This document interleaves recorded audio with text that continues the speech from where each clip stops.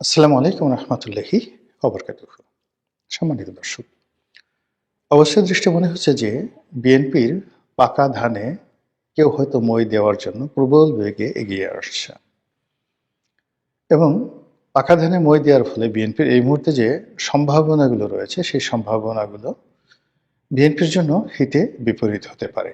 কিভাবে হিতে বিপরীত হতে পারে এই বিষয়গুলো নিয়ে আলোচনা করব, যেন বিএনপি যারা নেতৃবৃন্দ রয়েছেন তাদের যদি শোনার মতো ধৈর্য থাকে, আগ্রহ থাকে, তাহলে হয়তো আমার এই বক্তব্য থেকে তারা একটা ধারণা পেতে পারেন। আর যদি তারা মনে করেন যে একজন ইউটিউবার কি বললেন, তার দলে একটা সময় নির্বাচন করেছে, সেই নমিনেশন নিয়ে তার কথা আমাদের শুনতে হবে, কারণ এরকম নমিনেশন দিলে কত কাক, কত ময়ূর পেখম তুলে নাচতে থাকে। তো সেখানে একজন গোলাম মোল্লা রনি, সে আবার আওয়ামী লীগ থেকে আসছে, কি মানে তাচ্ছিল্য করতে তো আসলে কোনো বক্তব্যর কোনো শেষ নেই। আপনি যদি কাউকে তাচ্ছিল্য করতে চান, যে সকল মানুষ নাফরমান, অবাধ্য, যে সকল মানুষ ধর্ম কোনো বিশ্বাস করে না, তারা তো আল্লাহ রাসূলকে নিয়ে নানা রকম কটূক্তি করে থাকে। কিন্তু আপনি যদি শিক্ষা নিতে চান, তাহলে প্রকৃতির সবকিছু আপনার শিক্ষক। পিঁপড়া আপনার শিক্ষক, মৌমাছি আপনার শিক্ষক, গাছের পাতা, প্রস্ফুটিত পাতা যে আজকেটি ফুটলো, সে আপনার শিক্ষক। যে পাতাটি বড় হলো, শিক্ষক। এবং জীবন সায়াহ্নে এসে গাছ থেকে যে পাতাটি ঝরে পড়ল, সেও আপনার শিক্ষক। কাজেই বিশ্বজুড়ে মানে যে শিক্ষার ব্যবস্থা, সেখানে সবাই আপনার শিক্ষক এবং আপনি সবার ছাত্র। এই যে বোধ, এই বোধ যাদের মধ্যে আছে, বিশেষ করে বড় মানুষ যারা আছে, তারা যাকে বলা হয় জীবনে অনেক বড় কিছু করেন। বড় মানুষরা সবার কথা শুনেন। আর আমাদের মতো কিছু মানুষ আছেন, তারা সবসময় কাজের চেয়ে, যাকে বলা হয় এ ধরনের কথাবার্তা বলা, বা মানে নিজের চাইতে অন্যের ঘরে তেল দেওয়া, মানে অন্যের বিষয় নিয়ে কথাবার্তা বলা, এগুলো একটা অভ্যাস। আর এই অভ্যাসের কারণেই গল্প হয়, কবিতা হয়। এই অভ্যাসের কারণেই শিল্প হয়, সাহিত্য হয়, সংস্কৃতি হয়। আদারওয়াইজ আমাদের মতো এরকম বহেমিয়ান, বাউন্ডারি টাইপের মানুষ, যারা কখনো নিজের স্বার্থ নিয়ে চিন্তা ভাবনা না করে অন্যের স্বার্থ নিয়ে, দেশ নিয়ে, জাতি নিয়ে, অন্যর কিভাবে আছে এগুলো নিয়ে যারা সময় কাটায়, এই যে অভ্যাসের কারণেই দেখা গেল যে আমার জীবনের আমি সিংহভাগ সময়, এই যে এখন যেরকম কাজকর্ম করছি, একেবারে শৈশব যখন, তখনও লেখাপড়া বাদ দিয়ে দেখা গেল যে পাশের বাড়ির এক বুড়ি আছে, ভিক্ষা করে সারাদিন, দরিদ্র মানুষ, ঘরের মধ্যে থাকে, অনেক দূর থেকে পানি আনতে হয়। সারাদিন ভিক্ষা করে আসছে, চাল নিয়ে বসে আছে আমাদের গ্রামে, কিন্তু পানি আনার মধ্যে কোনো লোক নাই। গ্রামের মধ্যে যে সকল ভিটা ছিল, আশেপাশে কেউ থাকতো না, সেই বুড়িরা সেখানে গিয়ে থাকতো। তো সেখানে গিয়ে সেই বুড়িকে সাহায্য করে, একটু পানি এনে দেওয়া, উঠে করে দেওয়া, এই কাজগুলো কে করে? আমাদের মতো বাউন্ডারিলে যারা লোক আছে তারা কিন্তু এখনো সেই কাজগুলো করে। তো সেই দিক থেকে এই যে বিএনপিকে নিয়ে এখন কথা বলছি, বিএনপির সঙ্গে আমার এখন কিসের সম্পর্ক? আমি তো সেই একবারই মাত্র ইলেকশন করেছি, কোনোদিন বিএনপির অফিসেও যাইনি। তারপরে বিএনপির কোনো নেতাদের সঙ্গে ওরকম কোনো সম্পর্কও নাই। ওই নির্বাচন করার পরেই মনে হলো যে আমি আর নির্বাচন করব না। 2019 সনে যখন আমি তারেক রহমান সাহেবকে বললাম যে আমি আর নির্বাচন করব না, 19 সনে, তখন তিনি বললেন, তাহলে আপনি আসছিলেন কেন? তাই বললাম যে আমি জানি না, আপনারা ডাকছিলেন তাই এসেছি, আমি তো আসিনি, আপনারা ডেকে এনেছিলেন তাই এসেছি, কিন্তু আমার ভালো লাগছে না, নির্বাচন আর আমি আর করব না। তো এটা আসলে মানে বিটুইন মি, আমার সঙ্গে যারা বিএনপির শীর্ষ নেতৃবৃন্দ রয়েছেন তারা এটা বলতে পারবেন, সাক্ষ্য দিতে পারবেন। কিন্তু সাধারণ যারা জনগণ, তারা চিন্তা করবেন যে ও মাই গড, একটা বিএনপির মতো একটা রাজনৈতিক দলের মনোনয়ন, এটা কি একটা ছেলের হাতের মোয়া নাকি? রনি সাহেবের মতো একজন মানুষ চাইলেই কি নমিনেশন পেতে পারে? চাইলেই কি সে মানে এটা রিফিউজ করতে পারে? তো এরকম কথাবার্তা তো does not matter. First thing হলো যে বিএনপি ভালো করুক, আওয়ামী লীগ ভালো করুক, এই যেমন আমি এখন আওয়ামী লীগ নিয়ে মাঝে মধ্যে ইতিবাচক কথাবার্তা বলি, কিন্তু আওয়ামী লীগ আমাকে যে বাস দিয়েছে, যে সর্বনাশ করেছে, কিন্তু তারপর আমি বলছি যে বাংলাদেশে একটা রাজনৈতিক সমতা থাকুক। আওয়ামী লীগের কারোর সঙ্গে আমার কোনো যোগাযোগ নেই, কোনো কথাবার্তা নেই, কিচ্ছু নেই, কোনো পদ পদবি কখনো ছিল না, শুধু একবার ইলেকশন করেছি, কিন্তু আমি চাই যে রাজনীতি ভালো থাকুক। একটা সময় জামাত নিয়ে খুব কথাবার্তা বলতাম, ইতিবাচক কথাবার্তা বলছিলাম আওয়ামী লীগ জামানাতে, যখন জামাতের নাম কেউ নিত না, এবং জামাতের কারোর সঙ্গে আমার কোনো সম্পর্ক কখনো ছিল না। একবার জামাত খুশি হয়ে বোধহয় একটা জায়নামাজ ঠাইমাজ পাঠানোর চেষ্টা করলো, সেমাই ঠেমাই দেওয়ার চেষ্টা করলো ঈদ উপলক্ষে। আমি এর কাছে ফোন করলাম, বললাম যে না, আমি এমনি আপনাদের পক্ষে কথাবার্তা বলি, কিন্তু আমাকে সেমাই দিলে জায়নামাজ নিলে আমার এই সম্মানটা থাকবে না, আমি এটা করব না। এই ধরনের মানুষ। তো সেই অর্থে আমার কাছে যেটা মনে হচ্ছে যে এই মুহূর্তে সারা বাংলাদেশে যে বিএনপির জোয়ার, এবং প্রথম আলোর মতিউর রহমান থেকে শুরু করে মাহফুজ আনাম, বুদ্ধিজীবীরা যারা সারা জীবন বিএনপিকে বাস দিয়েছে, যারা সারা জীবন তারেক রহমান সাহেবকে ভিলেন বানিয়ে ছেড়েছে, সেই সমস্ত মানুষ যখন এখন বলছে যে তারেক রহমান সাহেব প্রধানমন্ত্রী হবেন এবং আগামীতে তারেক রহমান সাহেবের কাছে তাদের কি দাবি দেওয়া ভবিষ্যৎ প্রধানমন্ত্রীর কাছে, এই কথাগুলো যখন তারা অকপটে বলছেন, তখনই আমি এর মধ্যে অশনির সংকেত দেখতে পাচ্ছি, ভীষণ রকম অশনির সংকেত দেখতে পাচ্ছি। আপনার কেউ যদি কাউকে চাটে,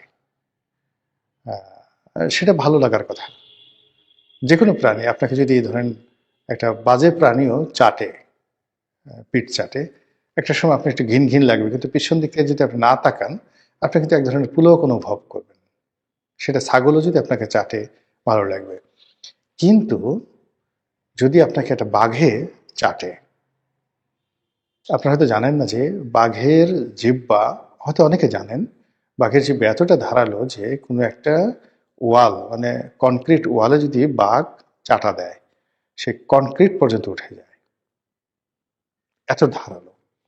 তদ্রূপ একজন জ্ঞানী, একজন গুণী, একজন কুটিল স্বভাবের মানুষ, সে যদি হঠাৎ করে এসে আপনার প্রশংসা শুরু করে যে কিনা আজীবন আপনাকে সমালোচনা করেছে এবং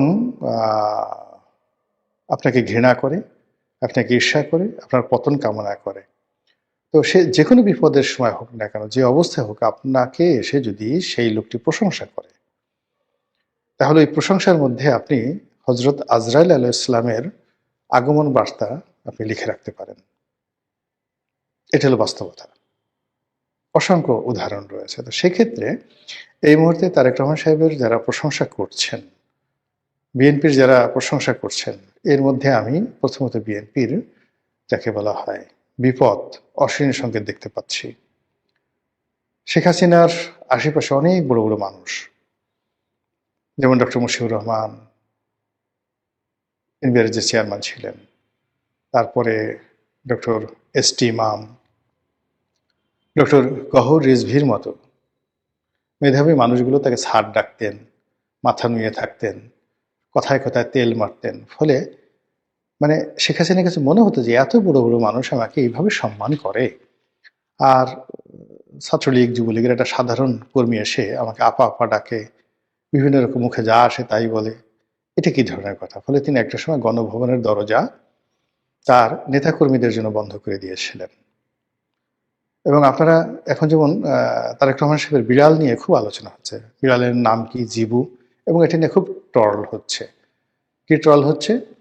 যে বিড়ালের পাসপোর্ট হচ্ছে, তারপরে বিড়াল কবে আসবে। এখন মানে সেই বিড়ালের জবান অনেকে খুলে ফেলেছে এবং বিড়াল কথা বলছে, মানে এআইয়ের মাধ্যমে বিড়াল কথা বলছে, এবং কথা যে সকল কথাবার্তা বলছে খুবই অবমাননাকর। বিড়াল মানে তারেক রহমান সাহেবের বিড়াল জেবুকে দিয়ে এআইয়ের মাধ্যমে যে সকল কথাবার্তা বলানো হচ্ছে, ওগুলো শুনলে আপনি বুঝতে পারবেন যে সেন্টিমেন্টটা কি। আমি নিজেও দেখেছি যে মানে আমাদের যে এই যে আবেগ, আমি একটা ভিডিও করি যখন, এই মুহূর্তে তারেক রহমান সাহেবকে নিয়ে একটা ভিডিও করি, তো সেটার কিন্তু এই নামটা বা থাম্বনেইলে যখন তারেক রহমান সাহেব থাকেন বা তার একটা প্রশংসা করার চেষ্টা করি, এটা কিন্তু পাবলিক খাচ্ছে না, এই মুহূর্তে খাচ্ছে না। ফলে ভোটের মাঠে কি হবে? অথচ ঠিক ৩-৪ মাস আগেও কিন্তু তারেক রহমান সাহেবের যে কোনো একটা প্রসঙ্গ আসলে, বিএনপির একটা প্রসঙ্গ আসলে, মানুষ সেটাকে গ্রহণ করতো, জাস্ট বিফোর 3 মান্থস। আমার ভিডিওগুলো দেখেন। কিন্তু এখন মানে নানা কারণে বিএনপি, তারেক রহমান সাহেব, জিয়া পরিবার, এদের সম্পর্কে মানুষের আগ্রহটা কোন পর্যায়ে আছে, যারা এই কন্টেন্ট তৈরি করি আমরা এটা হাড়ে হাড়ে টের পাই। কারণ আমাদের সঙ্গে আপনাদের যে ইন্টারাকশনটা, এটা একেবারে ডাইরেক্ট। হাজার হাজার কমেন্ট, লাইক, কথাবার্তা, মানে জনগণের দেখা, একটা ভিডিও দীর্ঘক্ষণ ধরে দেখে, তারপরে যে ধরনের আমাদের যারা কন্টেন্ট ক্রিয়েট করে আমাদের যে বিজ্ঞাপনগুলো আসে, সেই বিজ্ঞাপনের কোয়ালিটির অনুপুরে কিন্তু আমরা বুঝতে পারি যে কি ধরনের মানুষ এই কথাগুলো শুনছে। যেমন ধরুন, গুলিস্তানের মানুষ যদি আমার ভিডিও দেখে, তাহলে আমার এখানে বিজ্ঞাপন আসবে পচা সাবানের বিজ্ঞাপন। কিন্তু আমার যদি আমেরিকার শিক্ষিত সম্প্রদায় দেখেন, ঢাকা বিশ্ববিদ্যালয়ের টিচাররা দেখেন, তো সেখানে দেখা গেল যে সৌদি গভর্নমেন্টের বিজ্ঞাপন চলে আসবে। তো সেক্ষেত্রে কি হলো যে আমরা যারা এই কন্টেন্ট, আজকে যেমন আমি 5-6 বছর যাবত কন্টেন্ট করি, এই বিষয়গুলো পুরোটা আমি জানি। ফলে এখানে জনগণের মত কোন দিকে যাচ্ছে, জনগণ কোনটা পছন্দ করছে, সেটা কিন্তু আমরা বুঝতে পারি, রিড করতে পারি। এবং সেই দিক থেকে তারেক রহমান সাহেব এবং বিএনপির জন্য এই সময়টি তারা মনে করছে ভালো, কিন্তু আমরা যারা বাইরে থেকে দেখছি আমাদের কাছে মনে হচ্ছে সব কিছু এলোমেলো হয়ে গেছে। যেমন ধরুন, এখন সেই তারেক রহমান সাহেব আসলেন, বিরাট সংবর্ধনা হচ্ছে আগামীকাল 25 তারিখে। তো এখানে দলে দলে লোক, দলে দলে লোক গ্রাম থেকে চলে আসছে। এটা দেখে আপনি মানে বিএনপি যারা লোকজন রয়েছেন তারা খুব খুশি যে আমাদের নেতা আসছেন, দীর্ঘদিন গ্রাম থেকে, প্রত্যন্ত অঞ্চল থেকে চলে আসছে। মূল ব্যাপারটা হলো, আপনার অবাক হয়ে যাবেন, আমাদের বাড়ির পাশে আটরশি পীর সাহেবের বাড়ি। তো বছরে যাকে বলা হয় ওনার একটা ওরস মোবারক হয়, ছোটকাল থেকে আমরা দেখে আসছি।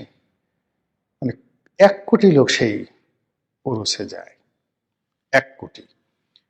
আবার বলছি, আটরশি হুজুরের বাড়িতে 3 দিন বা 4 দিন বসে যে বাৎসরিক উরস হয়, 1 কোটি লোক সেখানে উপস্থিত হয়। এর বেশিরভাগ লোক ওখানে যাওয়ার পরে তারা ওই যে এতগুলো মানুষ একসাথে হয়েছে এটার মধ্যে আনন্দ পায়। আমরা যেমন গ্রামবাসী লোকজন সমস্ত কাজকর্ম বাদ দিয়ে ওই 3 দিন খালি ওই বাড়িতে থাকি। মানে পুরো সদরপুর উপজেলার যত লোকজন আছে বেশিরভাগ মানুষ এই সময়টাতে 1 দিনের জন্য, 2 দিনের জন্য সেখানে যায়। প্লাস ওখানে ওই যে ডাল ভাত, গরুর মাংস, এগুলো একবেলা খাওয়ার জন্য মানুষ পাগল হয়ে যায়। মানে একটু লাইনে বসার জন্য ছোটকালে পাগল হয়ে যায়। এর কারণ হলো এই ধরনের যে লোকজন বেশি হলে ভালো লাগে। এই যে বড় একটা মাহফিল হয়, বড় একটা যাত্রা গান হয়, বড় একটা সভা সমাবেশ হয়, এর 80% লোক, 80% লোক সেখানে যায় আউট অফ কিউরিসিটি, কৌতূহলবশত। তো এই যে তারেক রহমান সাহেব আসছেন, এখানে দেখবেন যে উপস্থিতি, যে ভিড়ভাট্টা বা যে সমস্ত কর্মকাণ্ড, এর 80% হলো আউট অফ কিউরিসিটি, যেটি 25 তারিখের পরে থাকবে না। আপনি 26 তারিখ থেকে ডিসেম্বর মাসের 26-27 তারিখ, মানে আপনি যে কিউরিসিটিটা 300 ফিটে দেখবেন, এটি উনি যখন ঢাকা বিশ্ববিদ্যালয়ে যাবেন এটা আপনি দেখবেন না। উনি যখন শহীদ মিনারে যাবেন আপনি দেখবেন না। উনি যখন নির্বাচন কমিশনে যাবেন এটা আপনি দেখবেন না। এর মধ্যে দেখুন, যারা দলীয় নেতাকর্মী রয়েছেন, সেই দলীয় নেতাকর্মী যারা আছেন তারা সেই যাকে বলা হয় অতিরিক্ত আগ্রহকে, একজন দেখলাম সে বিরাট ধানের পোশাক আশাক পরে আসছে, ধানের টুপি, ধানের জামা, ধানের প্যান্ট, এবং উনি না খেয়ে আছেন। উনি বললেন যে তার নেতার সাথে দেখা না হলে তিনি খাবেন না। রীতিমতো ফাজলামো। মানে যখনই দেখবেন যে একটা অতিরিক্ত, মানে কেউ আনুগত্য দেখায়, বেশি কথাবার্তা বলে, দালালি করে, তেল মারে, সেই তেল মারার কারণে সর্বনাশ ঘটে যায়। তো এখন তারেক রহমান সাহেবকে নিয়ে বিএনপিতে যা হচ্ছে, বা বিএনপিকে নিয়ে রাজনৈতিক অঙ্গনে যা হচ্ছে, এবং এই যে একটা তারেক রহমানের জ্বর, এইভাবে যদি তারেক রহমানের এই ঝড় এবং জ্বর রাজনীতিতে, এটা 1 সপ্তাহ যদি বিএনপি খালি এই দিকে দৃষ্টি নিবন্ধন করে, অন্যদিকে বিএনপি রাজনীতি ভেঙে চুরে খান খান হয়ে যাবে। বিএনপির যে রাজনীতির প্রতিপক্ষ, তারা বিএনপি রাজনীতিকে রীতিমতো গান বানিয়ে ফেলবে। ইতিমধ্যে যে ঘটনাগুলো ঘটেছে, যারা মনোনয়ন পায়নি, বিএনপি যারা মনোনয়ন পেয়েছে এবং যারা তারেক রহমান সাহেবকে নিয়ে ব্যস্ত, তাদের অজান্তে যারা মনোনয়ন পায়নি তারা তাদের নির্বাচনী এলাকা গুছিয়ে ফেলবে। সবাই যখন ঢাকা আসছে তারা তখন নির্বাচনী এলাকাতে কাজ শুরু করে দিয়েছে, বিদ্রোহী পক্ষ। এবং অনেক যারা মনোনয়ন পায়নি, অনেকের হয়তো বয়স 60 বছর, 58 বছর, তারা মনে করছেন জীবনের এটাই শেষ নির্বাচন, ডাজ নট ম্যাটার, এমপি তাকে হতেই হবে। আবার অনেকে মনে করছেন এমপি হই বা না হই একটু দেখাই দেবো যে আমি আসলে কতটা গুরুত্বপূর্ণ। এই জেদ, মানে একটা দলের জন্য যদি 10 বছর, 15 বছর, 20 বছর সে শ্রম দেয়, আর সেই শ্রমের মূল্য না পেয়ে এই সময়টিতে এসে নানা রকম নীতি নৈতিকতার কথা শুনে, নানা রকম অ্যাডভাইস শুনেন, এটা যে শুনে সে বুঝে কতটা কষ্ট। কাজেই যারা বিদ্রোহী হবেন তারা তাদের সর্বশক্তি নিয়ে বিএনপিকে যে অক্টোপাসের মধ্যে কামড়ে ধরবেন, এটা বিএনপির জন্য বিরাট বুমেরাং হয়ে যাবে। অন্যদিকে জামাত, এনসিপি এবং অন্যান্য যে সকল রাজনৈতিক দল আছে যারা এখনো পর্যন্ত ঐক্য হতে পারেনি বিএনপির কারণে, কিন্তু বিএনপির এই যে তারেক রহমান সাহেবের আগমন এবং এই সময়টাতে গত কয়েকদিনে যা কিছু ঘটেছে রাজনীতির অঙ্গনে, সেই রাজনৈতিক অঙ্গনে এই ঘটনার ফলে কি হলো, যেমন দেখা গেল একটি দল বিলুপ্ত হয়ে গেছে, সেই দলের কোনো নেতাকর্মী গিয়ে আর একটা দল বানিয়ে জামাতের সাথে যোগ দিল। তারপর শেষে অনেক দলের নিবন্ধন আছে, তারা দল মানে যাকে বলে দলের নেতা, প্রধান নেতা নমিনেশন পেয়ে দল ব্যান্ড করে চলে গেছে। কিন্তু তার কথা তো হবে না, এখানে জেনারেল অ্যাসেম্বলি লাগবে, দল বন্ধ করার জন্য অনেক প্রক্রিয়া লাগবে, তারা সেগুলো এখন পর্যন্ত করে উঠতে পারেননি। ফলে কি হলো, যে গেছে তার অবর্তমানে আরেকজন দলের হাল ধরে সে গিয়ে একটা বিরাট ঐক্য, দেখা গেল 100 দলীয় একটা ঐক্য করে ফেলেছে। এবং আমাদের দেশে মানে কি বলবো, মানুষ যখন রাগ হয়ে যায় এবং কোনো মানে একজন ধরুন একজনকে আপনি ভিক্ষা দিতে চাইলেন, আপনি 50 টাকা দিলেন বা 100 টাকা দিলেন, খুব কান্নাকাটি করছে রাস্তার মধ্যে, আপনার দয়া হলো আপনি 100 টাকা দিলেন,